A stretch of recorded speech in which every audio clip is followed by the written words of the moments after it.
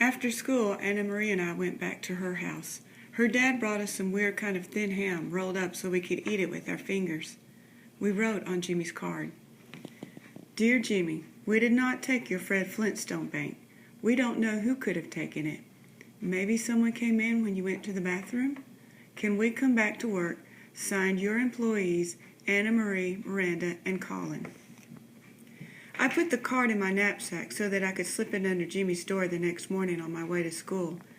Then we lay on Anna Marie's rug and planned all the stuff we were going to do over Christmas vacation.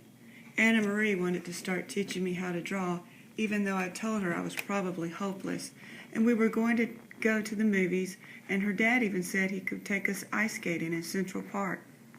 I tried not to wonder what Sal would be doing. I figured he'd be playing basketball right up until the first big snow. Things that fall apart. The next morning on my way to school, I pushed our card under Jimmy's locked door. At lunchtime, Colin, Anna Marie, and I walked up Broadway together. Jimmy was helping a customer, but he saw us through the glass door, made a face, and shook his head no. "I guess he means it," Colin said. We stood there in front of the door for a minute, just in case. When the customer left with his sandwich, Jimmy glanced over at us again. Colin put his hands together under his chin like he was praying and made a puppy dog face, which was a dumb joke, but also pretty cute. Jimmy took a rag and started wiping down the counter, and then he raised up one arm and waved us in without looking up.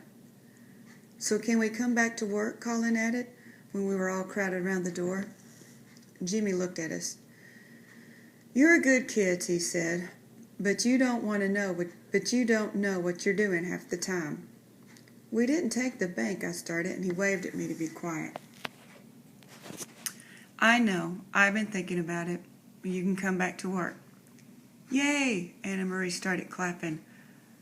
Colin ran around slapping everyone high-five, including Jimmy, who even smiled. "But here's the thing," Jimmy said after Colin had taken a victory lap behind the counter and through the back room. "Your friend, little Swiss Miss, don't let me find her in here again. Ever." "Who?" Anna Marie said. "I think he means Julia," I said. "You think Julia took the money?" Colin laughed.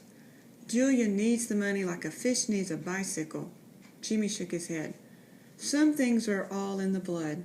All the money in the world can't change a person's blood." "What do you mean, blood?" Anna Marie had her hands on her hips. "What blood?" Jimmy pointed his big finger right at me. "Like you call her Swiss Miss Hot Chocolate." "Huh?" Colin looked at me and back to Jimmy, and I was just getting it. Anna Marie was way ahead of me. You pig," she said. "You racist pig." I had never seen Anna Marie angry.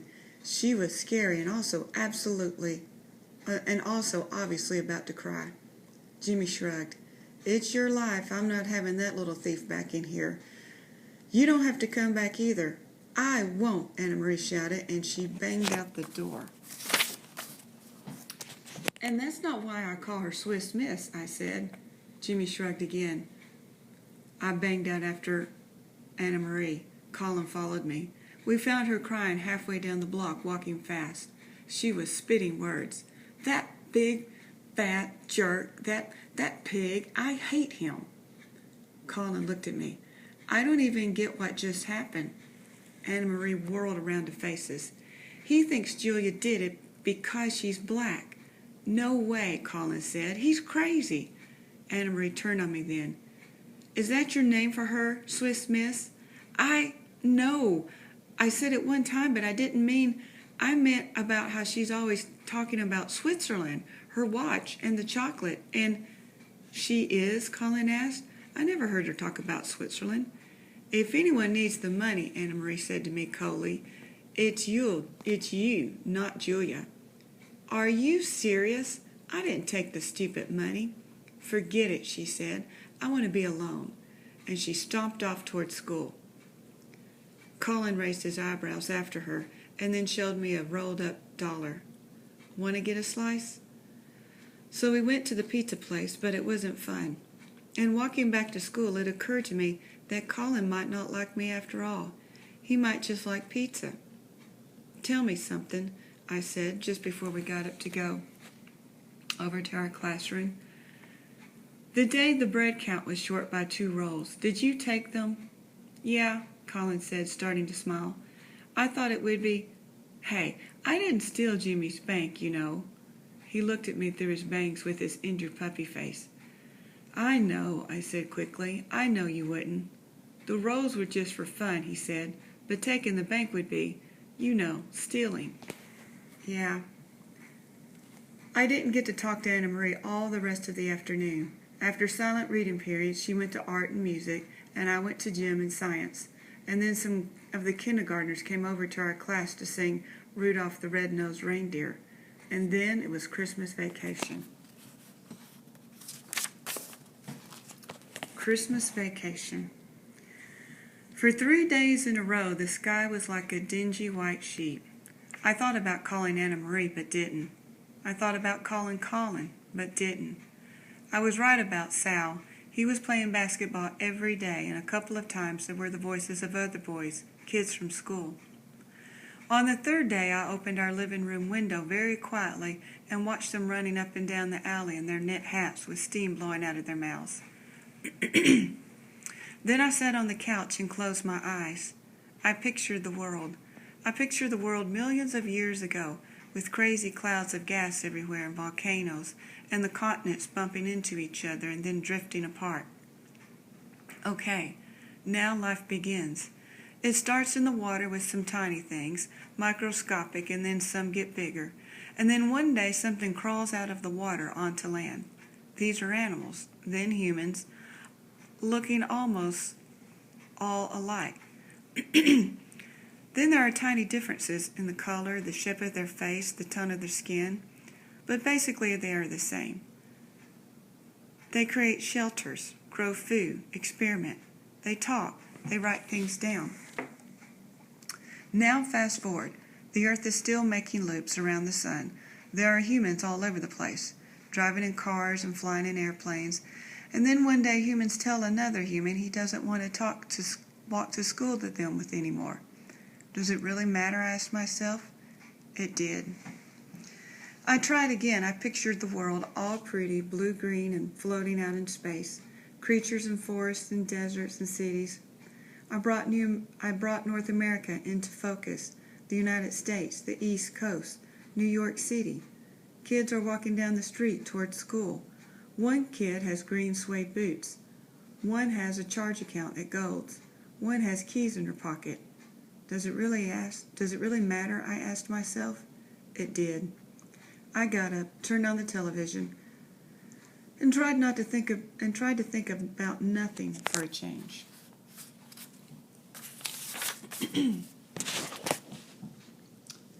The second proof. Mom didn't have to work on Christmas Eve day.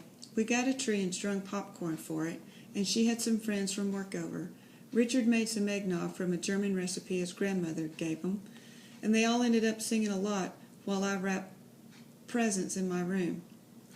I had bought Mom a pair of earrings, a bottle of purple nail polish with glitter in it, and some striped types, even though I thought, and I still think, that striped types look dumb. I got Richard an erasable pen from Gold's. On Christmas morning, we opened presents first thing after Mom made coffee, like always. I got some good stuff, a beaded bracelet, a portable radio, a fancy journal to write in with clouds on the cover, a sweater, a tin of these really crispy ginger cookies I love from a bakery near Mom and Richard's office.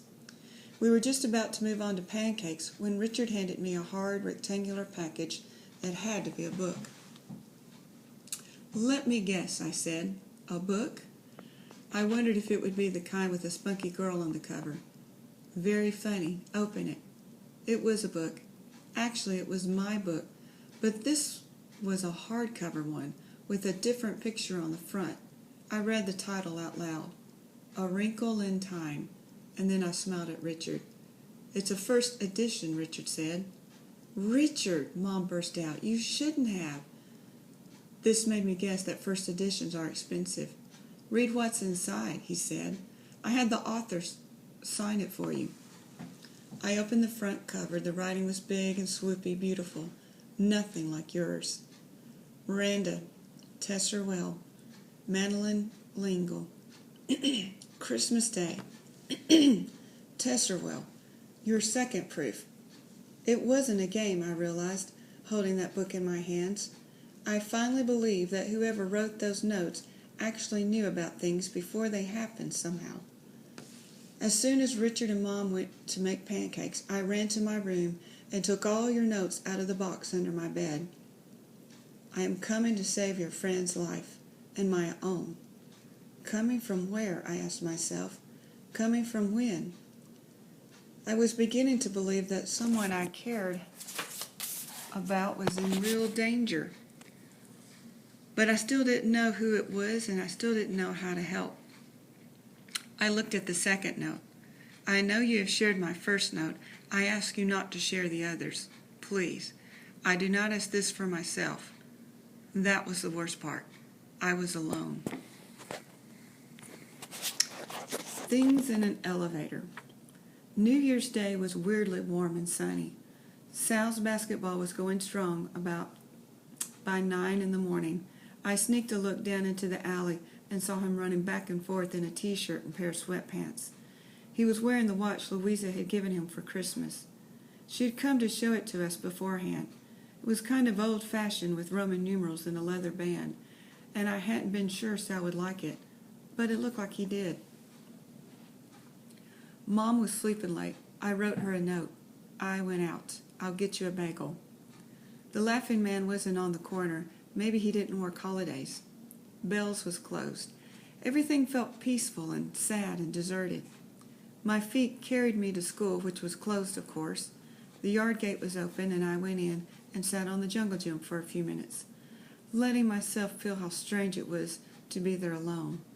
I was sort of deliberately trying to weird myself out, I think, to get my energy up to call Anna Marie. 10 days of silence had grown into a question that my brain shouted inside my head. Is Anna Marie ever going to be your friend anymore?